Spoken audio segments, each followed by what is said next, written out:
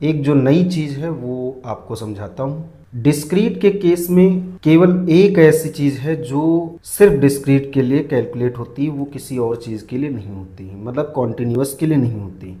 वो क्या है? पीजीएफ। पीजीएफ को कहते हैं प्रोबेबिलिटी जनरेटिंग फंक्शन। ये क्या होता है? पी एक्स एस भी लिख देते हैं, कहीं कहीं बुक में अगर देखोगे तो इसको ऐसे भी लिखा होगा, पी एक्स टी भी लिखा होगा, या कभी कभी इसको जी एक्स टी भी लिखेंगे, तो बात एक ही है। बट मैं यहाँ पे जो लेकर के चलूँगा वो मैं पी एक्स एस लेकर के चलूँगा।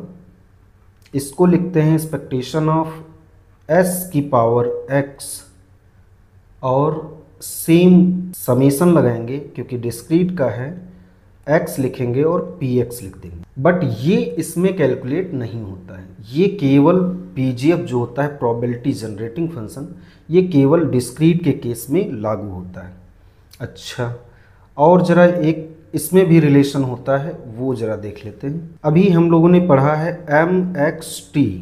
mxt क्या लिखा है? e की पावर ext, ठीक। अच्छा, यहाँ पे देखें, अगर जो बाय द वे इसको अगर जो मैं चाहूँ तो कुछ इस प्रकार से भी लिख सकता हूँ, e की पावर t और x को बाहर कर दिया। तो अगर जो ये एक इक्वेशन बनाएं और ये एक इक्वेशन बनाएं, तो इन दोनों में देखो सिमिलर क्या है, तो इन दोनों में अगर देखा जाए तो सिमिलर यहाँ पे आ रहा है, e की पावर t जो है वो s के इक्विवेलेंट। मतलब ये है, जहाँ पे e की पावर t लिखा होगा mgf में, वहाँ पे मुझे s से उसको रिप्लेस कर देना है। ये एक सिंपल सी बात है। और एक और चीज़ जो अभी बता देते हैं, जिससे कि आगे यूज होगा तो उसको यूज़ कर लेंगे। जब हम mgf कैलकुलेट करेंगे तो वहाँ पे t की जो वैल्यू रखेंगे वो 0 रखेंगे, बट s की जो वैल्यू रखेंगे वो 1 रखेंगे। ऐसा क्यों?